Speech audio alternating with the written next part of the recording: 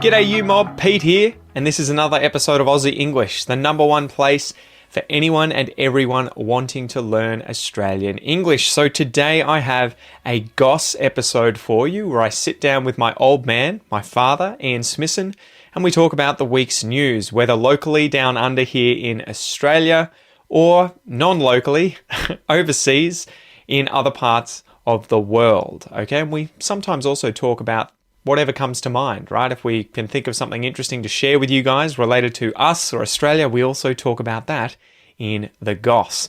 So these episodes are specifically designed to try and give you content about many different topics where we're obviously speaking in English and there are multiple people having a natural and spontaneous conversation in English. So it is particularly good to improve your listening skills.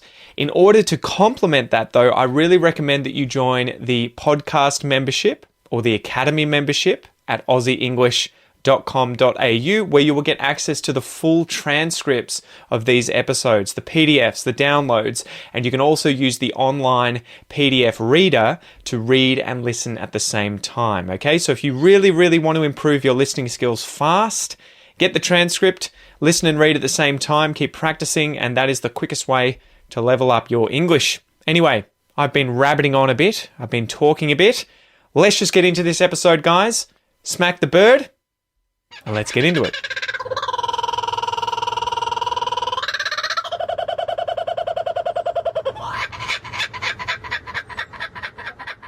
Well, talk about that.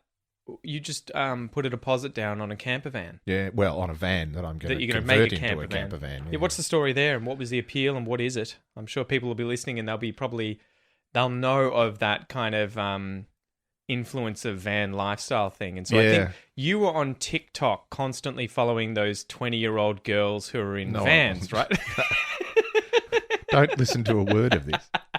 Yeah, I don't even have a TikTok account. Check me out. Dad's I'm the start only one. Ian Smithson in the world. So it's going to be old grumpy man van life. Yeah, grumpy old man van life. He'll have a sign on the back of his van that just says, "Don't knock, fuck off." YOLO. Hashtag old man grumpy van. Yeah. Old man grumpy van. Yeah. So what made you decide to get the van that you've well, got? A van in particular. I've wanted one for a long time because I do like the idea of camping when we go away, and we used to do a lot when we were kids. We'd go away and we'd stay, but we were very rarely packing and unpacking. We'd go somewhere for a week and we'd set up a campsite and stuff. I like that. But a lot of what I do now is go on 1 or 2 day trips. So I might stay a night somewhere. Yeah. And I would rather be able to get up and go at 3 o'clock in the morning to go out and shoot the stars over a beach or something. And one not have to return and not have to pack up. Come back and pack up, or not leave it alone or whatever. So or just to keep driving until you get sick of it and then pull over and say, I'll stay here for the night. So I like that sort of idea. And so, but we'd never been in a position to have an extra vehicle. And so while we had kids, it was, a campervan really effectively means it becomes a 2-seater vehicle.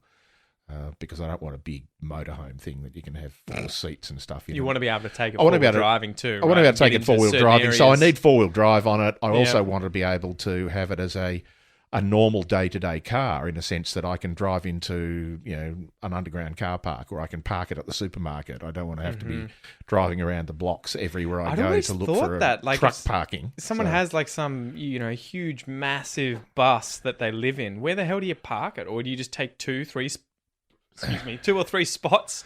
Most people who drive those sort of size vehicles, they're parking in the street, or they find truck parking. Sort of a lot of. But it'd be such a pain in the ass having to try and go to Woolies or a shop somewhere and be like, you can't. And that's the thing is that I want a small vehicle to do that with, and so eventually I've settled on Mitsubishi Delica, which have never been imported into Australia by Mitsubishi. At least they're made commercially. They're made in Japan, and we used to manufacture Mitsubishi in Australia as well, but we no longer do. We still import Mitsubishi vehicles into Australia on a commercial basis. but not the Delica, it's a small 7 or 8 seater van, but it has 4-wheel drive on it. You'll see them around here. We in fact had the raised, right, all the time. They're raised. Yeah, they are, and so they're imported on an individual vehicle basis. Yeah, so they're individual, which means they have to be second hand. You can't import a new vehicle yourself individually. Could you go to Mitsubishi and just say, "I want a Delica, can you bring one in?"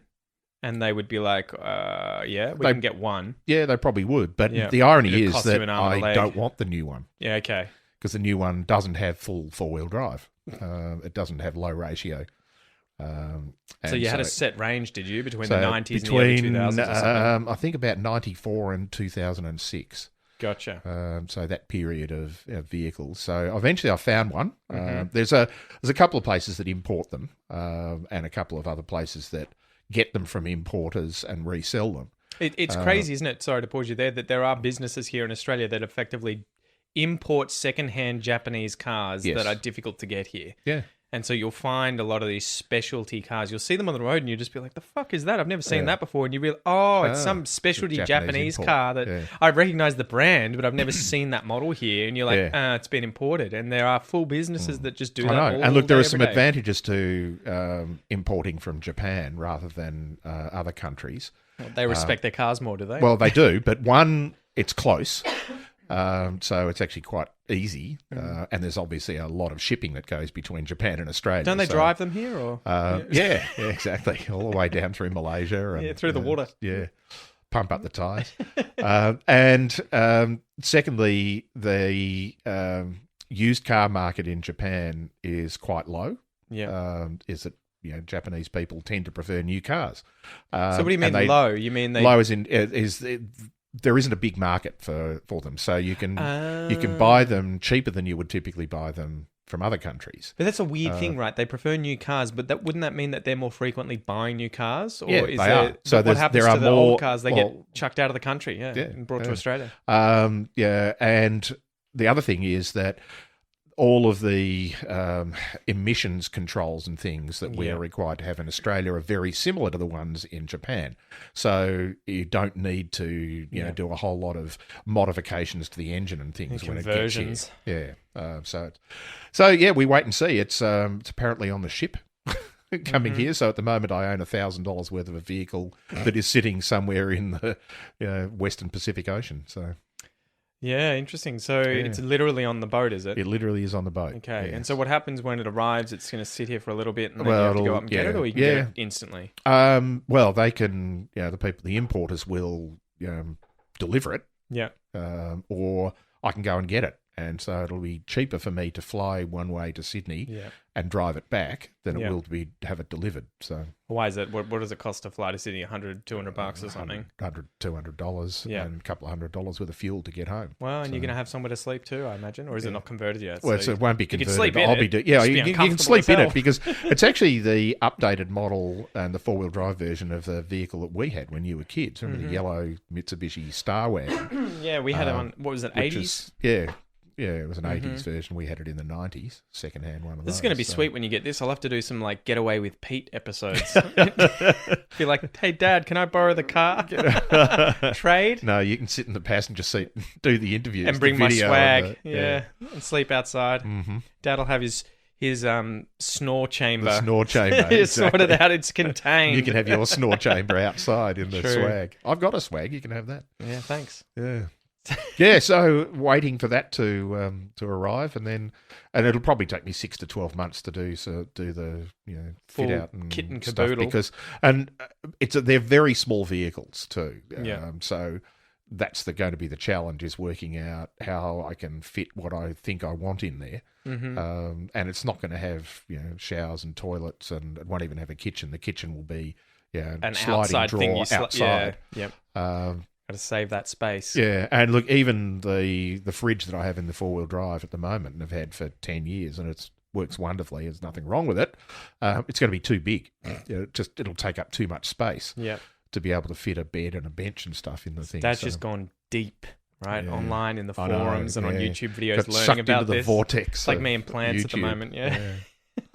Yeah, so it'll be fun trying to do that, and of course, everything you do is expensive, and then it's looking at it. I've been fiddling around the last few days looking at the electrical setup, and you can spend $1,000 on a crappy one, or you can spend $10,000 on a really good one. And I sit there and go, trade-off. Can I justify the $10,000? YOLO, Dad. Just spend my inheritance now. Don't worry. Don't leave anything. You inherit the vehicle. Just unleash. Yeah, that's it. That's it. But it won't be worth what it's worth now. No, exactly. It'll be thrashed. It will not be thrashed. I can promise you that. You give it to me, and it'll be missing 2 wheels, and there'll be a goat at the back that runs along beside it to hold it off the ground. Yeah.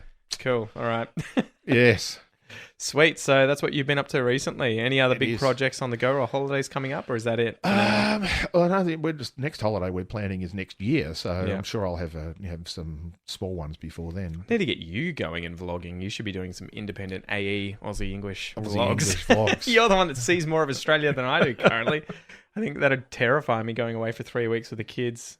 Just be like, no, the holidays to Nana and Grandpa's this weekend come away for a with day. me, but I don't think Kel would like it. No, that wouldn't. I don't envisage that happening. No.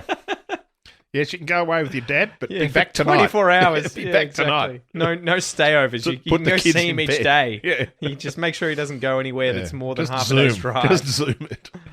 Yeah, that's it. You'll have to set up a GoPro that just streams live on the front and inside of the car so that everyone else can enjoy it. A couple of GoPros. I've only got one now. The old one, one of my other ones died. Carked it, huh? Just did. What happened? You sit on it? No, it just stopped working. How old was it?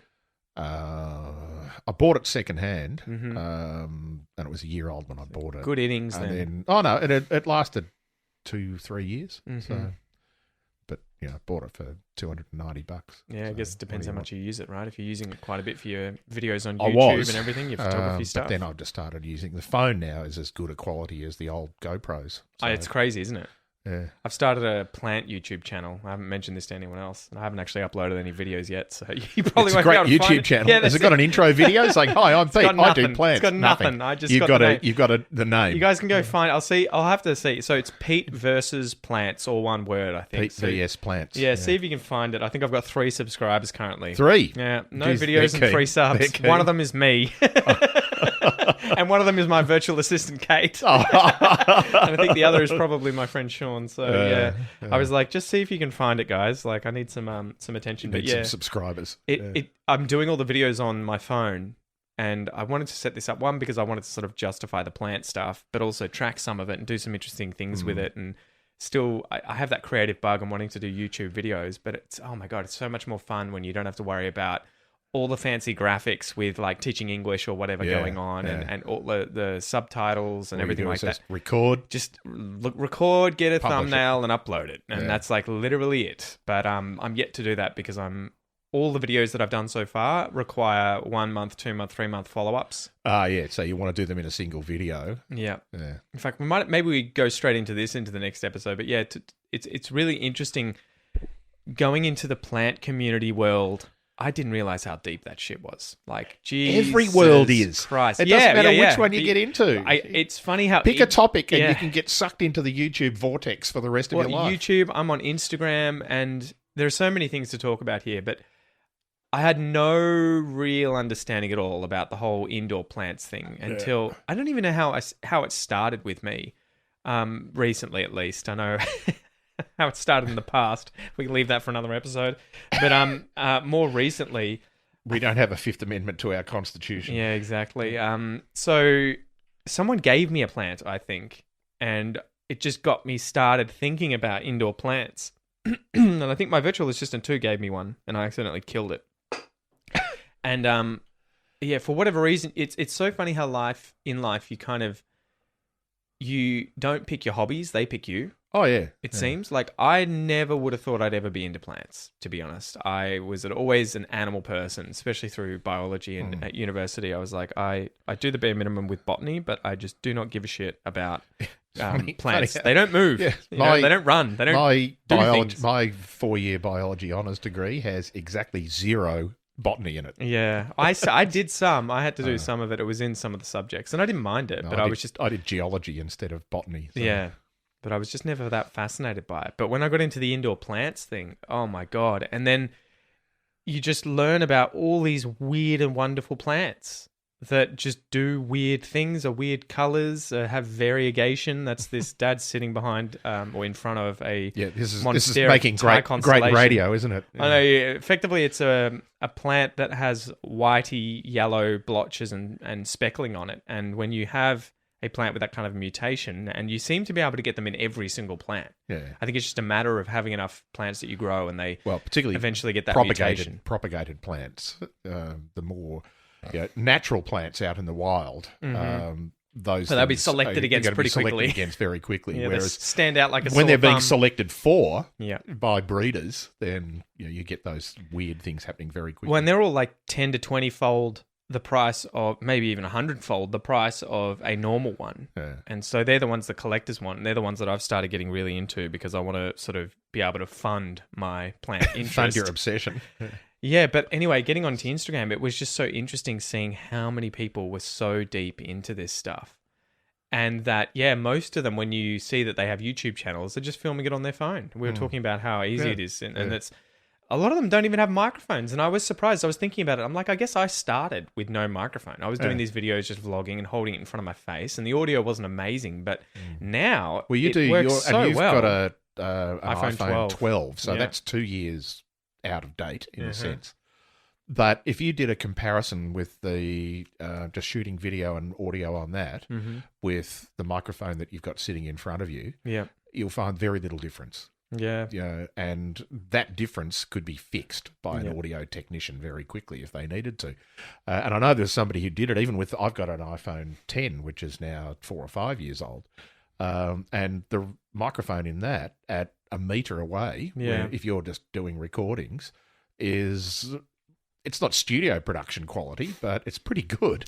Well, the only annoying thing is the background sound. The further away from the mic you are, the more it picks up the background sound, because that's going to be at a similar volume to yours speaking. Yeah. And then also when you turn your head, because you'll be like talking blah, blah, blah, and then you suddenly turn over here, and then you'll come back in front and then turn over here. And you hello. Exactly.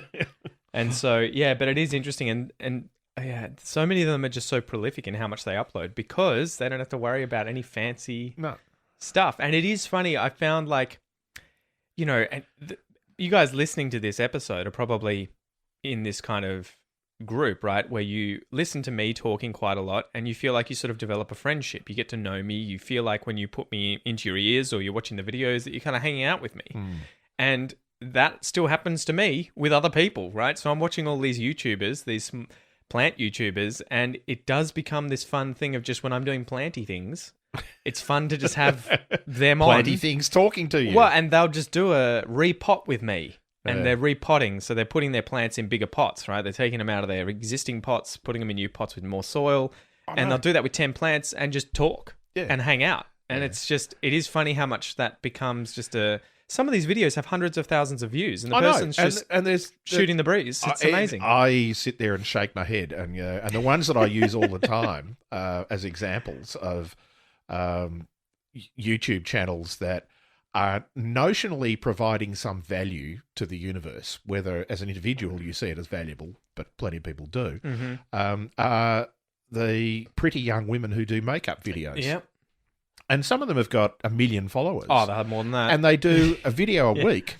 And how many variations of makeup can you do? Well, and it doesn't matter. It's they our can do the ignorance, same right? thing every time. You're not even in the realm. You're not in the world, so you've just no idea. I know. It's bizarre.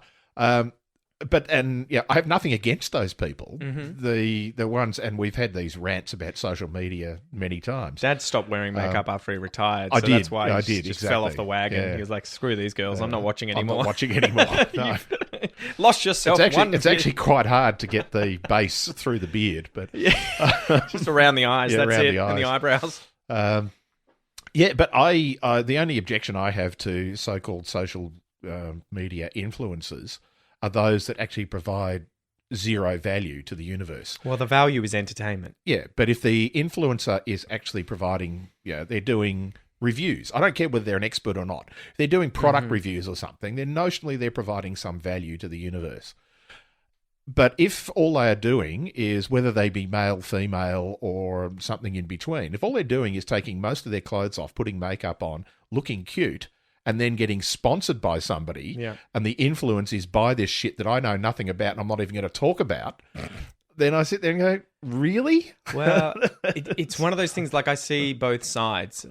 And it is annoying when you hear about people like Logan Paul and Jake Paul, right? The brothers from the US that are worth, tens of millions of dollars each. And all they do is just controversial videos, dumb stuff that young kids sort of find entertaining, right? Yeah. Like, and you look at it and you're just like, this is so fatuous and boring and irritating. And but you don't realize, you're not the market. And it is giving value to someone. It's just not you, and that's okay. But I understand. It's one of those things where you see them. But see, those guys don't claim to be social media influencers. I would imagine they do. I know. I think I put them at a level higher than that. They're not scraping the scum off the bottom of the barrel. They're swimming around in the They the are the scrapings ones putting of the scum on the barrel. They are. Yeah. But in a sense that they're providing something that people find entertaining. Well, but I would the definition here would be if people are watching it, they're obviously entertained. Yeah. Oh, yeah. So there's exactly. that would be the thing. If you've got some young girl who doesn't know anything about anything but makeup and she has millions of followers. Oh, but makeup is fine. That's fine. But it's the ones that actually do nothing. Well, yeah, they put up photographs of themselves on Instagram, and then McDonald's will sponsor them because they get a million hits. I had a friend who started dating a woman in Melbourne when I was living there, probably about 5 years ago. And I remember chatting to her. She came over one night.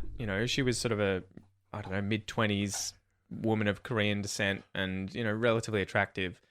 And I was chatting to her partner, who was a friend of mine from jiu-jitsu, and he's just like, she's got 200,000 followers on Instagram. And I was like, well, what does she do? He's like, nothing. She just puts up bikini shots. Yeah. And just like other photos. And I was like, wait, what? So she just puts up photos of herself like in revealing, sexy photos effectively. He's like, yeah, that's all she does. That's her job. Yeah. She just does that. I know. And she gets offered $5,000, $10,000 and they to call wear a themselves watch. influencers. Yeah. And that's the point, but that's not a job. You're influencing men. Yeah, I know. But it's not a job. Well, you're making money. So I think that's the thing, right? Like it's... Yeah. No, you see, that shit just drives me nuts. Well, I think if you could do it, you'd be like, yeah, if she was being sponsored by sportswear or swimwear or makeup Dad, or whatever, if you could start fine. an OnlyFans today and start making, $5 to $10,000 per nude video that you uploaded, you saying you wouldn't do that? Look, if I started uploading nude videos I'd make a hell of a lot more than $10,000 a video. I would make a whole lot of money of people saying, never do this again. We'll pay you to stop doing this. I wonder if that would ever happen. Yeah, I know. Still blows my mind that Cardi B is the biggest one on OnlyFans. Yeah. And she makes something like $8 to $10 million a month. A month on OnLifans. Can you imagine that? That's like $8 million a month. What's that? That's getting close to $100 million a year from lurid, probably borderline pornographic videos and pictures that you sell to your fans. I know. She's probably making more from that than she is her music. A lot more. I mean, and again, it's one of those things where you look down on it, but at the same time, you're like, I would sell those sorts of images for a lot less than $8 million a month. Yeah. Like, to be honest, like I think most of us would. Mm-hmm. Like, come on, $8 million. It's one of those things that I had these conversations with my wife quite a bit. Just these funny, but like, how much would it take for you to cheat on me? And she'll be like, would you do it for, $50? And you're like, I'm not going to do it for $50. And she'd be like, so you would do it? And you're like, well, if the amount of money is between zero and all the money in the world, then yeah. There is a line somewhere. Yeah, that's it. There's going to be, even if it's not me who gets to keep the money, imagine if someone, you say, okay, would you cheat on me for $1 million? And if I said to her no, she'd be like, you fucking idiot. I want $1 million. Exactly. I'd want you to cheat on me. I'd cheat on you for $1 million. There's an old gag which is allegedly attributed, it's attributed allegedly to George Bernard Shaw, the Irish playwright. And he is reputed to have had a discussion with a woman at a party where he walked up to her and said, Madam, would you sleep with me for £1 million? And she said, of course I would. And he said, would you sleep with me for £20? And she said, don't be ridiculous. What do you think I am? And his answer was, Madam, we've already established what you are. We're now just haggling about the price. Yeah. So, and whether that's apocryphal or not, Yeah. it's still a very good, ironic story. That yes, It is, what would you yeah. do for? A friend of mine's father always used to say, "Everything in the world is for sale. Yes. It's All just you're the doing price. is agreeing with the price." Yeah, and our example that I used to 100%. talk to him about said, "So, would you sell your house tomorrow?" And he said, "Somebody walks. This is like 30, 40 years ago. Somebody walks in here has offered me $1 million. Of course, I would." Yeah, You know? exactly. When the house is worth 20,000. You know? Well, and that's one of those things. Like I was chatting to my wife, and I'm like, "Yeah, 100%. I would cheat on you for there'd be a limit. There'd be a certain Yeah, amount there that has you'd to have to be get a- past because you would But have that's to the do boiling frog, isn't it? You'd have to do the Because if mental you did it by arithmetic. $1 by dollar, Yeah. you'd never say yes. Yes. But if it was, would you do this? Yeah. Would you just sleep with me? No. Would you sleep with me for $100? No. Would you sleep with me for 10 million? Yes. All right. Now, where's the line? Where was the Yes. $7,942 that you suddenly went? All right, Well, it's- 7,943. That's the It's such an interesting conversation to have with your partner if they can handle these kinds of conversations of course because it's that a knee-jerk hypothetical reaction is always that is no, got the emotional content. no, to it. never, right? Like, no, never. And I've seen people posting videos where they've done this with their partners and they'll say, "Would you do it for $1 billion?" And the partner's just like, "No, it would ruin our relationship. I would never do It that." would ruin the relationship if you didn't take the $1 billion. And you're like, but it becomes one of those things. There's certain numbers that it would reach where it's like, this is bigger than your relationship now, Yeah. right? Like the amount of good, you have to do the mental arithmetic of what am I getting in return for the suffering that I'm inflicting, right? Yes. And so if you were, it's like that, would you kill someone? And your instant reaction is always, well, I mean, for normal people who aren't psychopaths that like killing people, no, never. Yeah. And it's like, okay, would you kill someone to save your family? Yes. And you're like, And well, where's the yeah, line? yeah, exactly. Or would you kill someone? Yeah. You got to kill one person, or 50 people die. You Mm-hmm. know, the trolley problem, where you get to decide: is it 5 people or one person who dies? And then it becomes a well, yeah, of course. So it is one of those funny conversations to have because is. you're like, of course, there's a certain amount of money There's a that movie you could made be about, offered. I think, in the 80s or early 90s called The Proposal. And Demi Moore was the actor. Oh, is this where the And rich person where the offers rich her a guy certain offered? amount? No, he offered her husband $1 million to sleep with her, Yeah. which was an extremely sort of pre and postmodern sexist view of the world. That you wouldn't offer her the money to sleep with him. You actually offer the husband the money for him to give permission. That's it. And there's a bunch of that around that sort of. Yeah. Hang on, how come I don't get to? Yeah, I'm the one have a having say in- sex. And I he's don't- like, I you don't get to get have a say in sex. this, yeah. You get to have sex. You I get- have to sit I- at home doing nothing. I just get the money. It's like the sex is better than the money. Yes, I know. But yeah, I was having that conversation. I'm like, imagine what you could do with a certain amount of money. You know, you could, You could find a better husband. yeah, that's it. We could go 50-50 and find different people. That's it. No, but yeah, anyway, it was a funny conversation to have. But yeah, Yes. plants. Yeah, plants. So I went deep on that. You did. I know. And Dad's just sitting back going, Jesus Christ, dude, just take it easy with the goddamn plants. Just buy a house. Yeah, I know. You'll I need to know. buy a bigger house now. We're going to be able to get a loan. Buying a house is not going to be the problem. It's having the Buying plants. a house big enough to fit your plants in. We'll have to just dry the plants and turn them into the house. Turn them into the house. They can become wood. Well, you should or be bricks. growing bamboo. That's That's it. what you want. Man, did you know there's some bamboo that grows like several meters a day? Yes. You could. I think there would be. Bamboo and hemp are the solution to the world's almost, problems. almost every problem in the world. I think there used to be a torture where they would like tie people down Yeah. above bamboo and it would just grow through them. Yeah, Isn't it just or insane? they'd put they'd tie them down and put bamboo shoots under their fingernails. Yeah, well, that would be unpleasant. And that You would- don't have to have the bamboo growing to do that. You can just No, be no, an but it would actually grow in the day. Oh you know, God, it's that Screw- slow Oh, torture. you mean like live bamboo? Yeah, live bamboo shoots. Jesus yeah. Christ, screw that. But yeah, bamboo's crazy. I can't imagine having a plant that you can actually see You growing can see it growing yeah. effectively. Like, imagine the amount of cell division taking place and how quickly that The happens. amount of energy conversion that's going on. Yeah, just ridiculous, right? But yeah, it is insane when you see a lot of Asian countries using it for so many different purposes. And it's, I mean, like, chopsticks to houses. It's just everywhere and it's used. Scaffolding. Go to Singapore. Yeah, that's Singapore, nuts. one of the most modern cities in the world, and they're building multi-story buildings with bamboo scaffolding. I feel like that would seem very unsafe. The bamboo scaffolding. Especially after seeing enough Jackie Chan movies where he's fighting on those sort of bamboo scaffolding things and they seem to just fall apart and then he starts using them as weapons whilst Yes, the place is falling down. You're like, I think tap out. the movie there is probably stretching the reality in two directions. So. Yeah, anyway, we've probably Right. been rabbiting on long enough. We have. I don't know what we started on, but We Plants. finished with Jackie Chan. Plants and Jackie Chan. Yeah.